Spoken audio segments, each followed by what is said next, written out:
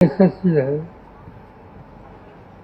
मगाशी बोलत असताना सांगितलं की वास्तू लोकांच्या मदतीने वाढली आणि ही मदत करणारे निवड स्थानिक होते असं नाही, स्थानिक होते पण रामशेठ ठाकूर जिल्हा त्यांचा रायगड दररोज त्यांचं भाषण या ठिकाणी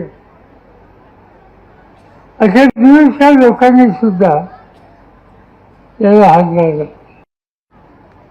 हे रामशेठ ठाकूर कोण?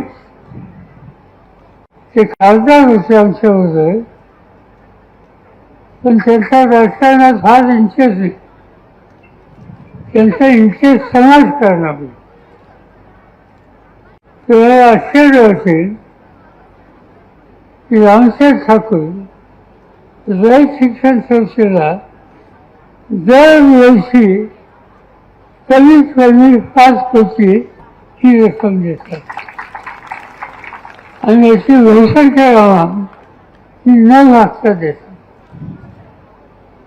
आम्ही कुठल्या कार्यक्रमाला गेलो आणि रामशेठ असले तरी सहज त्यांना विचारतो आज काय विशेष हे त्यांना विचारलं.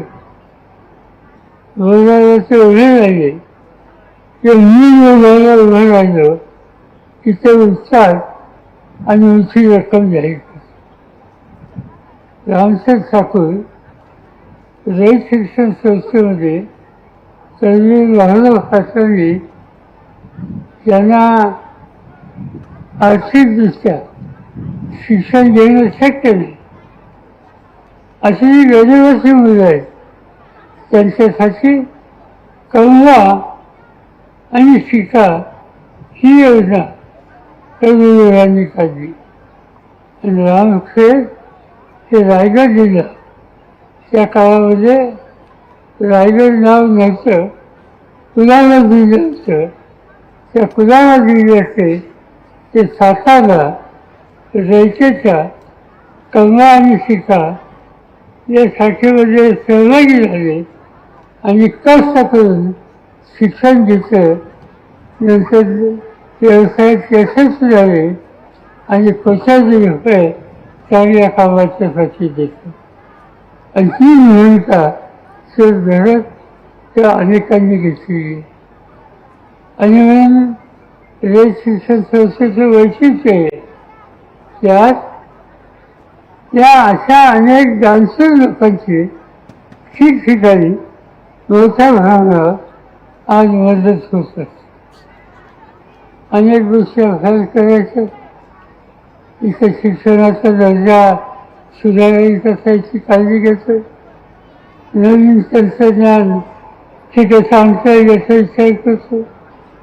ज्याचा उल्लेख आधीच्या वर्षी मी केला की कालच बारामतीमध्ये कृषी बुद्धिमत्ता या विषयावर देशाच्या बाहेरचे सुद्धा लोक आले होते आणि शेती अर्थव्यवस्था असो, उद्योग असो, या प्रत्येक क्षेत्रामध्ये ते नवीन तंत्रज्ञान आणून काय बदल करायचे आणि कसे करायचे या संबंधीची चर्चा झाली.